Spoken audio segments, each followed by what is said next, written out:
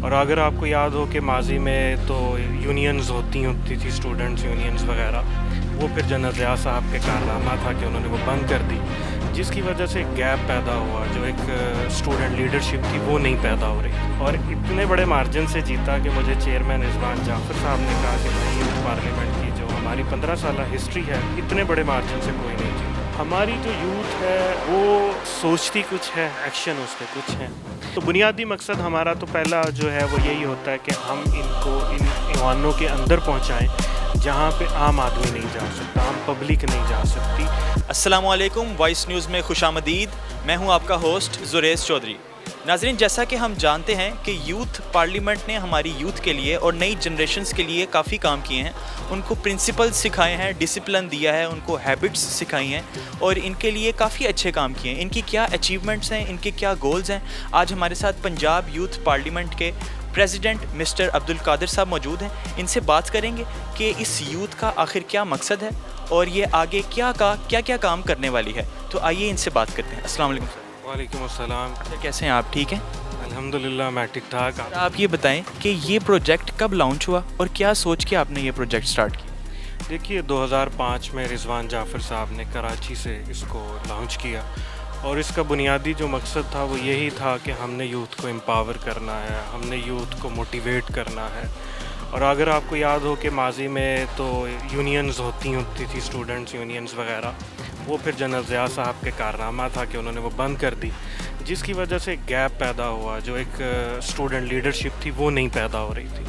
تو بنیادی مقصد یوتھ پارلیمنٹ کا یہی تھا کہ جو ایک اسٹوڈنٹ یونین نے جو ایک لیڈرشپ کا فقدان ہوا، ہم نے اس کو کیٹر کرنے کے لیے اس کو پروموٹ کرنے کے لیے یوتھ پارلیمنٹ کو لانچ کیا۔ بنیادی مقصد یہی ہے کہ یوتھ کو امپاور کریں، اس کو موٹیویٹ کریں۔ سر، آپ پنجاب یوتھ پارلیمنٹ کے پریزیڈنٹ ہیں، آپ کیا سمجھتے ہیں کہ آپ کی کیا کارکردگی رہی ہے اس میں؟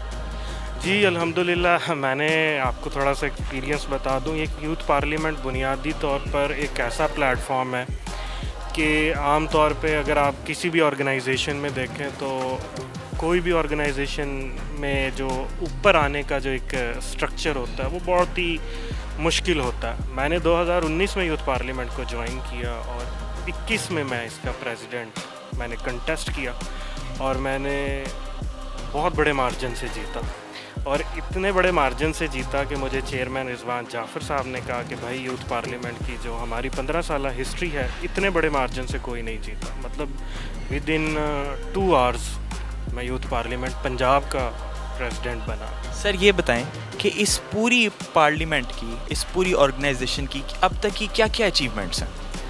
دیکھیے جہاں تک اچیومنٹس کی بات ہے، اوبویسلی ہم نے لیڈرز پیدا کیے۔ ہم نے ایک جو لوکل گورنمنٹ کے اندر بھی کئی ایسے ہمارے یوتھ ایکٹیوسٹ ہمارے ممبرز ہیں جنہوں نے یوتھ ایکٹیوسٹ کے طور پہ یا لوکل باڈیز کے الیکشن میں پارٹیسپیٹ کیا اور پھر ون کیا۔